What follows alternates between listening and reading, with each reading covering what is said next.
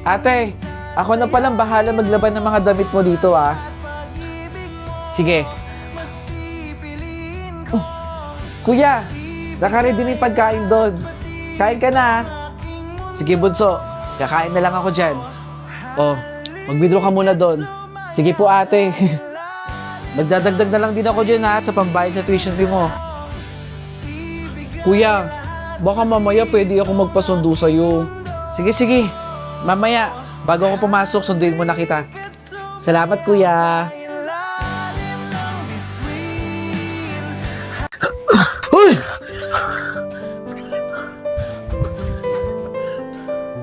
Anong meron? Bakit binangga ako ng batang yun? Baka mamaya nanakawan na ako.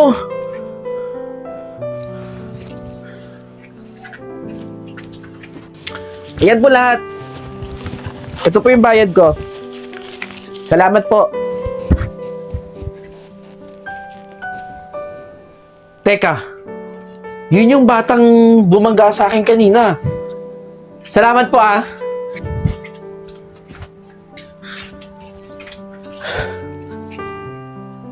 Nasaan na yung bata?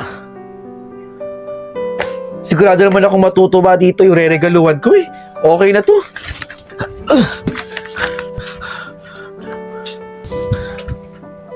Bakit lagi na lang ako binubunggo ng batang yun? Dito pa sa lugar na to. Humanda talaga sa akin yung batang yan. Siguro magdanakaw yun eh. Makaalis na nga. Tignan ko na lang talaga kung may bumangga pa sa akin dito. Ate, tumabi ka! Bata!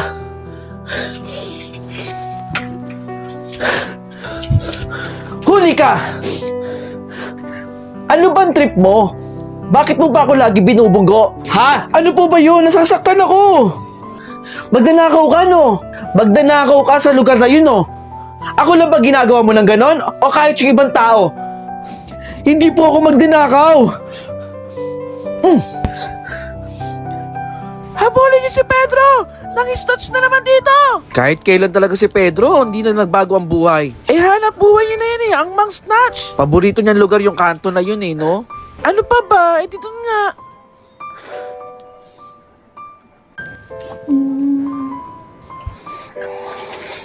Hoy, pare!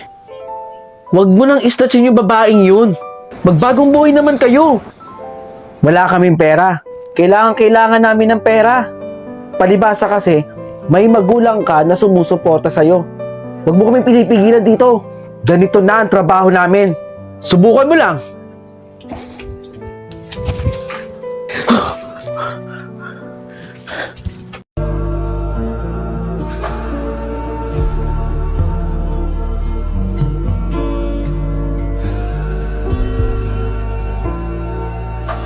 Saan natigil ang pagiging totoo? Sa tuwing mababanggit na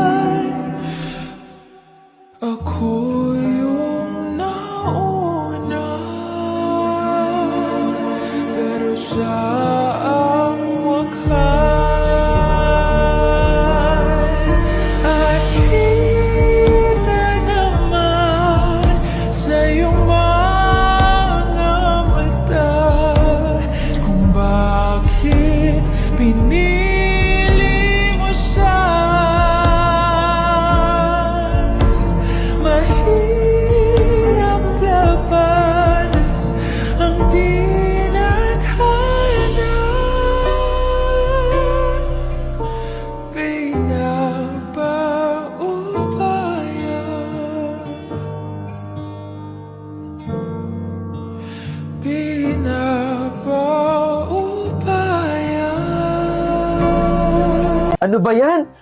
Ang baho-baho naman dito. Bakit kasi dito ako pinadala ng boss kong Chinese eh? Dami-dami pwede puntahan. Dito pa. Magandang araw po. Dito po kayo nagtatrabaho, no? Obvious naman eh. Ang dumi-dumi ng damit ninyo. Tsaka mukha kayong mabaho. Saan ba dito yung office ninyo? Pupuntahan ko yung boss mo. Hindi ka ba magsasalita? Kanina pa ako dito, oh. Baho-baho sa lugar nyo. Kung ayaw magsalita, pupunta ako doon. Hahanapin ko.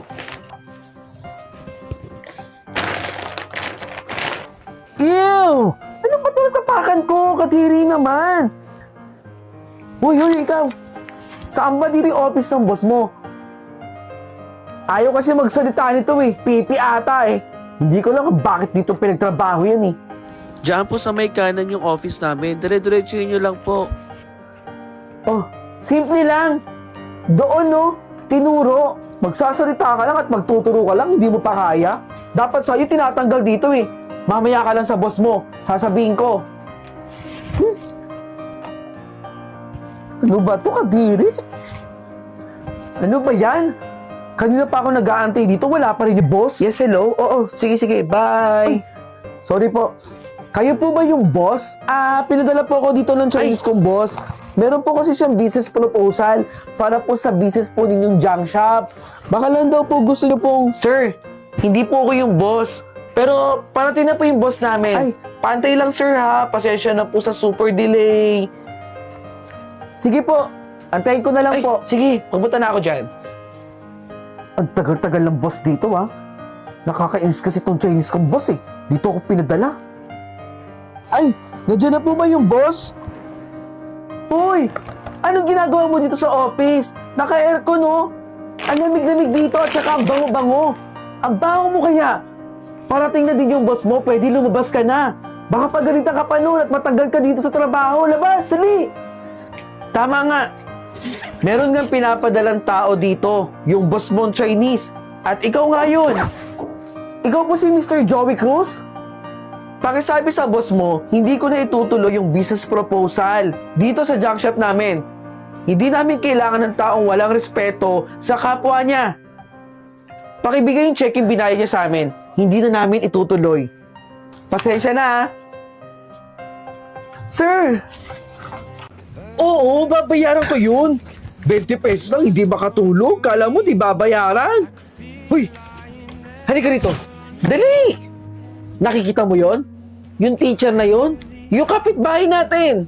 Usap-usapan dito sa barangay natin na napakalaki pala ng utang niyan. Lumubo ang interes.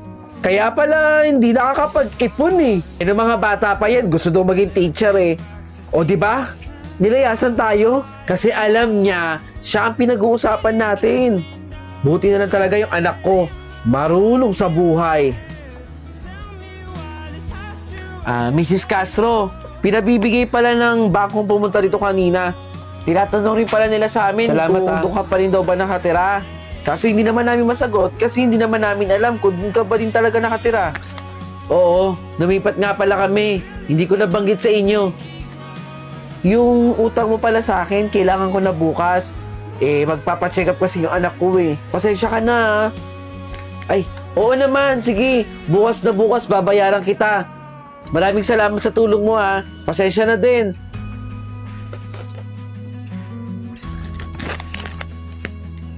Mga mare, halika rito, dali-dali. Ito, hot issue to. Kagagaling ko lang sa eskwelahan, promise. Yung teacher nating kapitbahay, naku, dun pa lang pala sa school, ang dami ng utang. Tapos, may pumunta pa dong mga taga-bangko, hinahanap siya. Aling Marites, pwede po bang itikom nyo na lang po yung bibig ninyo? Huwag nyo na lang po pakialaman yung buhay ng ibang tao. Dahil hindi nyo naman po alam yung mga totoong nangyayari sa buhay nila eh. Ang intindihin po ninyo, yung buhay ninyo at yung mga anak ninyo. Itatapon ko to eh. Susunugin ko yan.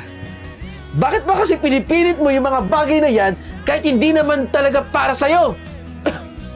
Nay, narinig niyo po ba yung sinasabi ninyo? Bakit, Nay?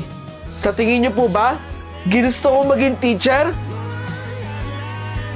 Ito yung gusto ko, Arts and Communication. Gusto ko pong maging sikat na direktor. At di ba, Nay, kapag gusto mo yung ginagawa mo, ibig sabihin, gagawa't gagawa ka ng paraan para kumita ka ng malaking pera? Hindi.